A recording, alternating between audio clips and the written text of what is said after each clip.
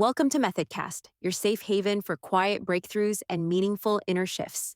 Today, we're going to have a heart to heart about one of the most persistent illusions that keeps people trapped in the cycle of porn use, the myth of just one peek. It's one of those thoughts that seems harmless, even logical at the time, but it carries more weight than we realize. And it quietly opens the door to the very thing we're trying to leave behind. So, picture this with me. You've been doing great. Maybe it's been a few days, maybe a few weeks. You're feeling clearer, more focused. You're starting to feel like yourself again. But then the thought creeps in, almost like a whisper. Just one peek, just a quick look. I won't go all the way, just to see what's new. And here's where the real internal dialogue begins. On one side, we have that version of you that's been on the journey, the one who knows deep down that freedom feels better than escape. But on the other side, we've got the old familiar voice, the one that's been rehearsing its lines for years. It knows how to sound convincing. It says, "You've done so well. You've earned this," or "Just looking isn't the same as relapsing," or "One time won't hurt." This is where we need to pause and really listen, not just to what's being said, but to the energy behind it. That just one peak thought is never about curiosity. It's about doubt. It's about fear that you're missing out. It's about uncertainty over whether life without porn can really be satisfying. It's a hook, and once you bite, the reel starts pulling you in. Let's zoom in a little closer and imagine two versions of the same person. Let's call them Alex. There's Alex 1, the version who hears that just one peak voice and leans into it. This Alex has been trying to quit for a while.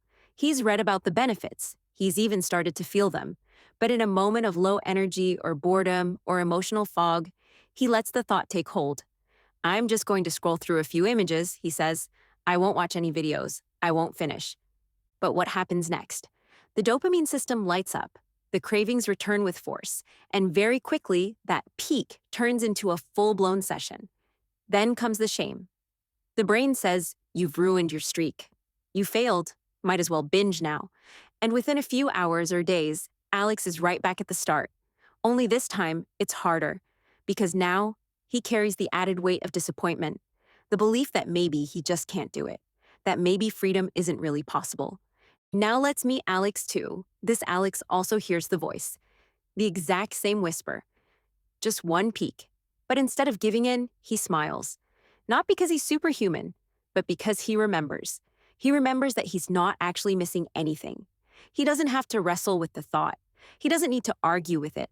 He just sees it for what it is, an old tape playing one of its favorite tracks. And he lets it pass. Alex, too, has learned something powerful. Freedom isn't about resisting harder. It's about seeing clearer.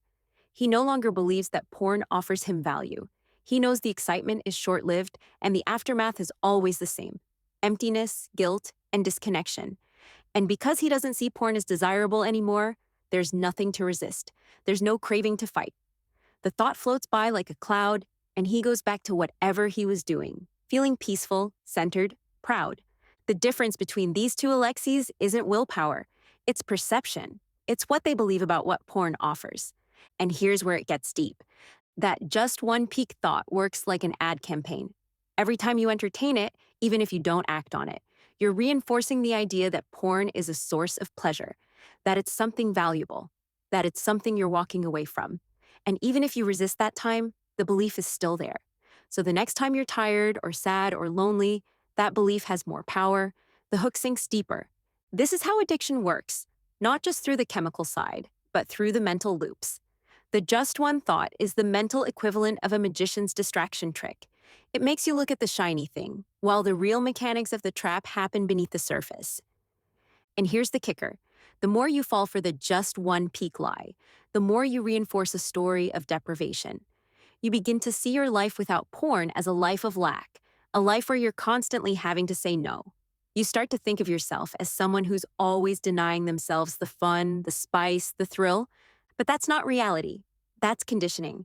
Because the truth is, the version of you that doesn't watch porn, who lives free, clear, present, is not lacking anything. They're not depriving themselves. They're thriving. They're living without secrets, without guilt, without the weight of that internal war. They're not living in gray. They're living in color. They don't need to check who's around before opening a tab. They don't need to hide their screen when someone walks in. They don't have to explain away another hour lost to mindless scrolling and compulsive clicks. They're not chasing dopamine. They're choosing joy. They're not trying to quit porn every day. They just don't use it and it's not even a thing. That's the magic that happens when you stop believing you're giving something up. Because porn doesn't give you real pleasure. It gives you a momentary hit followed by a deeper craving. It gives you the illusion of relief, but no lasting peace. It gives you stimulation, but not satisfaction. And once you see that clearly, not intellectually, but viscerally, the spell breaks. There's another layer to all this too. The just one peak mindset is incredibly isolating because it's not just about porn, it's about self-trust. Every time you say just one and then spiral, you chip away at your confidence, you start to believe you can't rely on yourself, and that self-doubt doesn't stay in one area. It spreads into your relationships, your goals, your self-worth. But here's the good news. This is reversible. Every time you don't act on the just one peak thought, you reclaim some of that trust. Every time you stay centered, you reinforce a new belief. I lack nothing. That's not just a nice affirmation. It's a truth you get to live into, day by day. And the more you live it, the quieter those old voices become. Eventually, the idea of peaking doesn't even tempt you. Not because you've blocked every app or become a willpower monk, but because you've genuinely lost interest. You've seen through the scam. And once you've seen the trick, you can't unsee it. So, if you're here today and you've been battling the just one peak loop, I want you to know you're not broken, you're not weak, you're not alone. You're just walking through a fog of conditioning that was never yours to begin with. And every moment you spend in clarity, every time you let that thought float by without grabbing it, you're building a new story. One where freedom doesn't feel like loss. One where you don't fear your own thoughts.